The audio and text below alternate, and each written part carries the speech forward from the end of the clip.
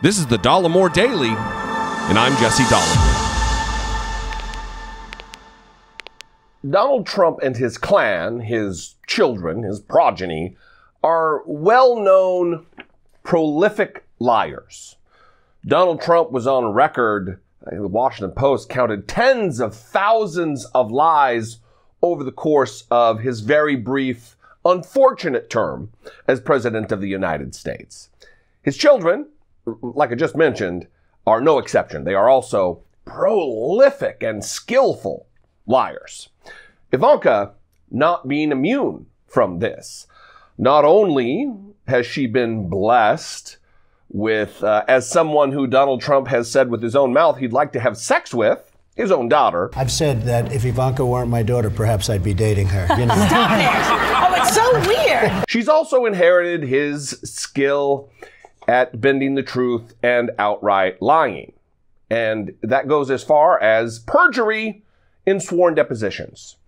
Now, before we move on, under D.C. law, it is against the law to lie in a sworn deposition it's just as though you're in court. I want to read this from Section 2402 about perjury in D.C.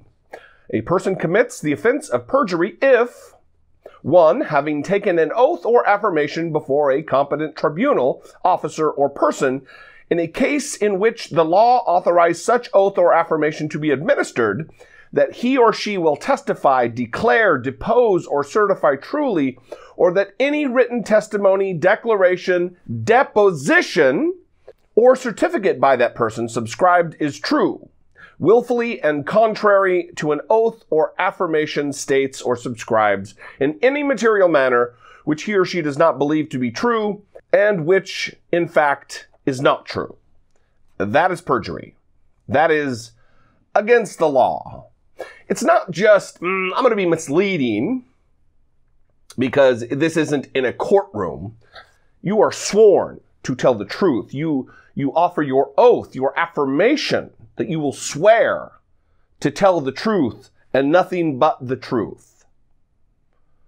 If you've committed criminal acts, of course, you have a right under the Constitution, the Fifth Amendment, to not criminally indict yourself, to not admit to a crime, because we have the right to not testify against ourselves. Mother Jones, all of that to say, Mother Jones just released an article about the fact, they put it very mildly here with this title, documents show Ivanka Trump didn't testify accurately in inauguration scandal case. She said she played no role in planning inaugural events. These records suggest otherwise. Now, I would really suggest that you read this entire article. I've got a few paragraphs here that I'm going to read that lead us to the conclusion that she did indeed, if all of this is true and accurately reported, and I have no reason to believe it is not, that she lied, that she perjured herself. She's trying to distance herself from the organization, being a principal decision maker in the Presidential Inauguration Committee, where they were double charging. I'll get to it later here. They were double charging, even after they brought their rates down, they were still overcharging by double what market rates were for conference rooms and ballrooms. Because the Trump organization was grifting from the very beginning. They were grifting even before the election with the campaign, and they continued to do so through the inauguration, through the transition, and into the administration. We need consequences. That's the theme of the week here. Reading from this article, the Trump family has trouble with depositions. In 2007 testimony, Donald Trump was repeatedly shown to be a liar. In February, Donald Trump Jr. was deposed in the Trump inauguration scandal lawsuit, and on several key points under oath, he provided false testimony. A review of documents filed in that case and other materials obtained by Mother Jones shows that Ivanka Trump also testified inaccurately during her deposition in this lawsuit. The inauguration probe was launched last year by Carl Racine, and the Attorney General of Washington, D.C. He has alleged that Trump's inauguration committee misused charitable funds to enrich the Trump family. As Racine put it, the lawsuit maintains that the inaugural committee, a nonprofit corporation, coordinated with the Trump family to grossly overpay for event space in the Trump International Hotel. The committee also improperly used nonprofit funds to throw a private party at the Trump Hotel for the Trump family, costing several $100,000. A private party for the Trump family, paid for by the nonprofit. We already know how the Trump family treats nonprofits and charities and those types of entities as their own personal slush fund. And that is why Donald Trump and Ivanka Trump and the boys are no longer legally able to be involved in charities in the state of New York because they are grifters. They are grifters. Continuing, during a December 1st deposition in which she swore to tell the truth, Ivanka Trump, the eldest daughter of Donald Trump, who was an executive at the Trump Organization before becoming a White House advisor to her father, was asked if she had, quote, any involvement in the process of planning the inauguration. She replied, Ivanka Trump, I really didn't have an involvement. Ivanka testified that if her opinion was solicited regarding an inauguration event, she, quote, would give feedback to my father or to anyone who asked my perspective or opinion. And that was as far as her participation went. In this article, please read it. It will be at the bottom of the description below this video. Go read this entire article because they outline the exact opposite. They have receipts. They've got emails in this article that indicate she wasn't just, if somebody asked my opinion, red or blue drapes, what should we go with? She was integral in the planning of the inauguration, the failure of an inauguration. But this wasn't accurate, according to the documents, which indicate she was part of the decision-making for various aspects of the inauguration, including even the menus for events.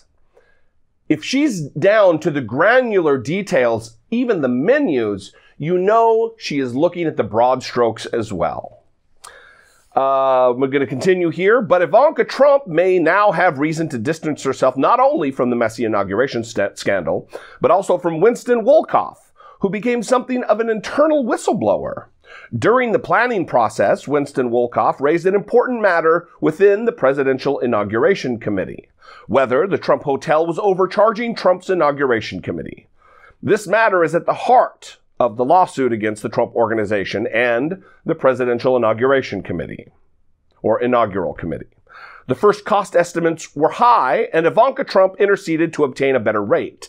But Winston Wolkoff believed this new estimate, here we go, this is what I mentioned earlier, but Winston Wolkoff believed this new estimate, $700,000 for meeting and banquet rooms reserved for 4 days, was still twice the market rate. On December 17, 2016, she emailed Rick Gates, the felon, convicted felon, Ivanka Trump and others to express her concern. Please take into consideration, she warned, that the Presidential Inaugural Committee's spending would eventually be audited, and this deal with the Trump Hotel would, quote unquote, become public knowledge. Winston Wolkoff is now a lead cooperating witness in Racine's lawsuit against the Trump Organization and the Presidential Inaugural Committee. Mother Jones, on it for its part, sent lawyers for Ivanka Trump and the Trump Organization a list of questions about her deposition testimony and its accuracy. Shockingly, they did not respond. So that is where we are. This could lead and should lead to consequences. The the Attorney General of Washington, D.C. needs to get on top of this. Follow this reporting. Coordinate depositions. Impanel a grand jury. Do what you need to do to see that the wealthy, the well-connected, the Trumps do not go unpunished, do not go consequence-free after they dragged the country through that which they drug us through. Unacceptable. Disgusting. As always, though, I would love to know what you think. 714-576-4054. There you can leave me a brief voicemail. You can also email me daily at dollemore.com. I'd love to hear from you. I'd love for you to connect with me on social media, Twitter, Instagram, TikTok, all the places that are social media. Consider supporting my work if you are in a financial position to do so. This seems like broken record time, but anyway, click the join button, blah, blah, blah. I love you guys. You are the best. Thank you for engaging with my content. Thanks for spending a little time with me on an almost daily basis. It means the world to me. I'm a lucky, lucky man. I'll see you next time. Until I do, be genuine. Take care of one another.